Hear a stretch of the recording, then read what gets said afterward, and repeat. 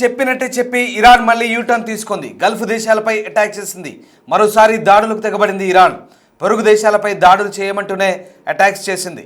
కీలక స్థావరాల లక్ష్యంగా ఈ దాడులు జరిగాయి. కువైట్లోని సోషల్ సెక్యూరిటీ భవనంపై భీకర దాడులు జరిగాయి.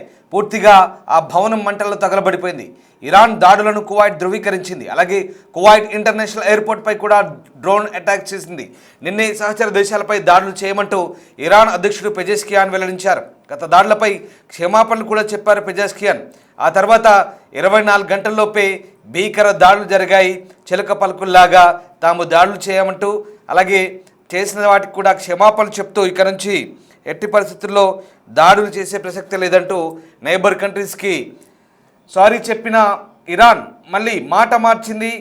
ఆ మాట చెప్పిన కొద్ది గంటల్లోనే తిరిగి యూటర్న్ తీసుకుంది.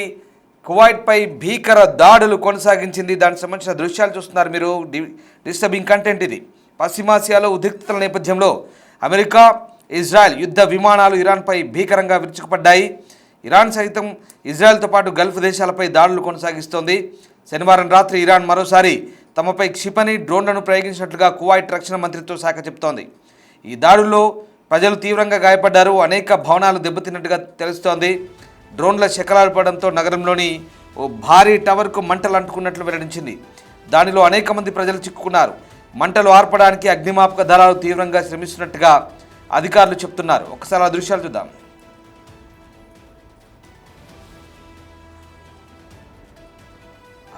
టవర్ మొత్తం అంటుకుందిగా.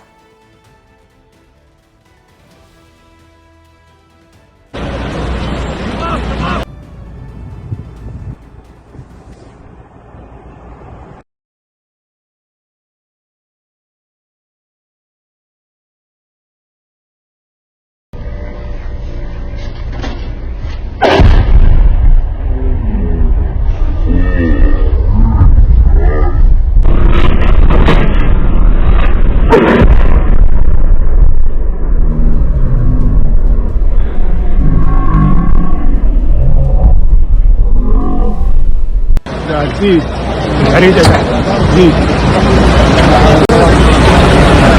बोलना है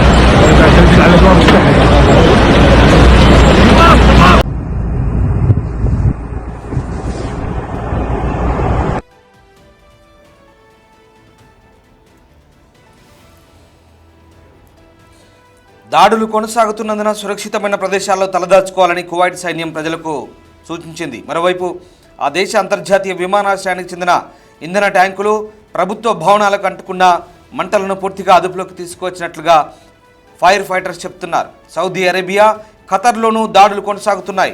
గల్ఫ్ దేశాలపై దాడులు చేస్తున్నందుకు ఇరాన్ అధ్యక్షుడు మసూద్ పెజెస్కియాన్ క్షమాపణలు చెప్పినప్పటికీ తెహ్రాన్ ఆయా దేశాలపై దాడులు కొనసాగిస్తుండడం ఇక్కడ గమనించదగ్గ విషయం. మరోవైపు ఇరాన్కు మద్దతిస్తున్న హెజ్బుల్లా నేతల లక్ష్యంగా దాడులు చేపట్టినట్లుగా ఇజ్రాయెల్ ప్రకటించింది.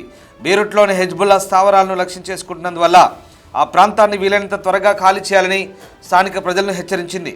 సెంట్రల్ బీరూట్లోని ఓ హోటల్పై ఇజ్రాయెల్ జరిపిన దాడిలో 4 ప్రాణాలు కోల్పోయినట్లుగా లెబనాన్ ఆరోగ్య మంత్రిత్వ శాఖ చెబుతోంది. మొత్తం మీద పశ్చిమాసియా అట్టడుగుతోంది. ఇటు సదరన్ లెబనాన్పై ఇప్పటివరకు ఇజ్రాయెల్ చేసిన దాడిలో 200 మందికి పైగా మృతి చెందారు. అయితే లెబనాన్ నుంచి హిజ్బుల్లా ఇజ్రాయెల్ వైపు దాడి చేయడాన్ని లెబనాన్ ప్రభుత్వమే స్వయంగా ఖండిస్తోంది. అనవసరంగా తమ దేశాన్ని యుద్ధంలోకి లాగడం ద్వారా హిజ్బుల్లా తమను నాశనం చేస్తుందంటూ లెబనాన్ అధికార వర్గాలు మండిపడుతున్నాయి. హిజ్బుల్లాపై లెబనాన్ ప్రభుత్వం విమర్శలు చేస్తోంది. తమకు సంబంధం లేకుండా తమ ప్రాంతం నుంచి ఇజ్రాయెల్పై దాడి చేస్తూ తమను యుద్ధంలో ఇబ్బందుల పాలు చేస్తున్నారంటూ లెబనాన్ ప్రభుత్వం ఇప్పటికే విమర్శించిన సంగతి తెలిసిందే. మరోవైపు భీకర దాడుల నేపథ్యంలో పశ్చిమాసియాలో ప్రజలు బిక్కుబిక్కుమంటూ గడుపుతున్నారు. ఎప్పుడు ఎక్కడి నుంచి మిసైల్ లేదా డ్రోన్ వచ్చి పడుతున్నారన్న భయంతో భయంగా వణుకుతున్నారు. నిన్న ఓవైపు పెజెస్కియాన్ ప్రకటనకు ముందు దుబాయ్లోని అల్ దస్రా ఎయిర్ బేస్పై జరిపిన అటాక్లో పూర్తిగా అక్కడ వైమానిక సంపత్తి విధ్వంసం గురి చేసినట్టుగా ఇరాన్ కూడా ప్రకటించుకుంటుంది. అలాగే అక్కడ రాడార్ వ్యవస్థలు ఇంకా ఉపగ్రహ నిఘా వ్యవస్థను కూడా విధ్వంసం చేసినట్టుగా ఇరాన్ చెప్తుంది. కానీ ఇప్పటివరకు దానికి సంబంధించిన ప్రకటన అనేది అమెరికా దళాలు చేయలేదు.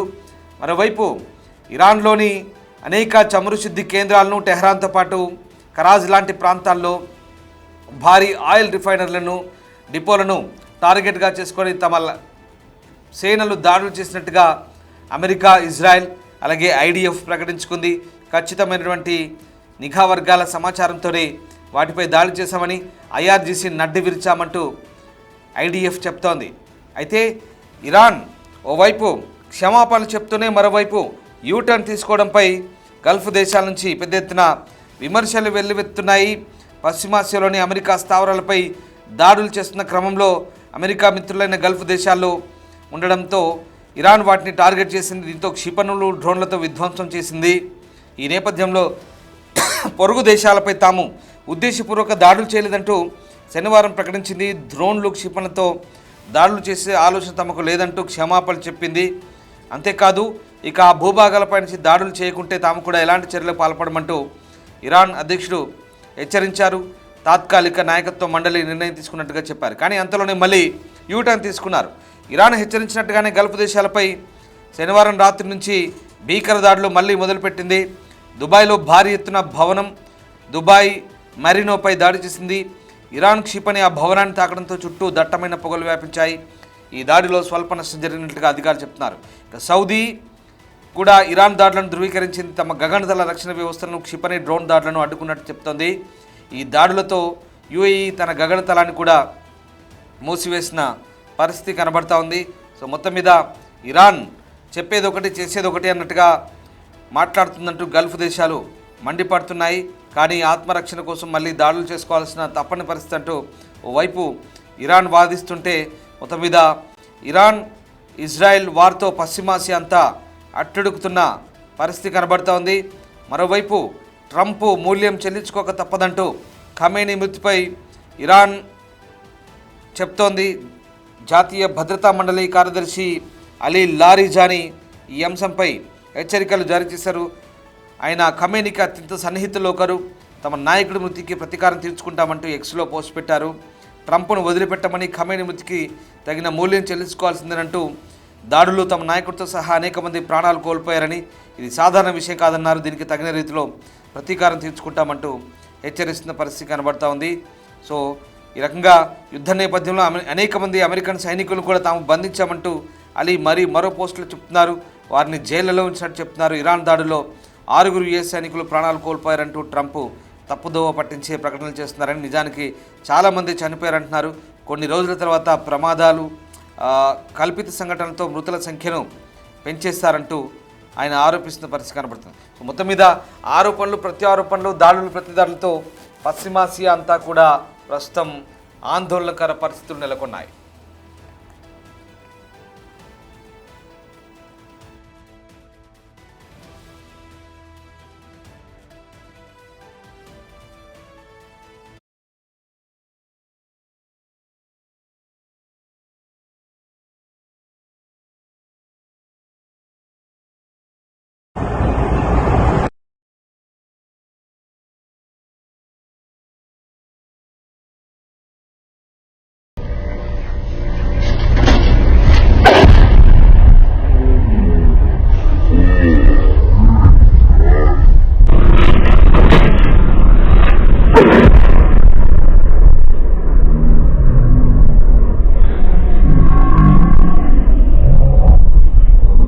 जी, हरी जगह जी।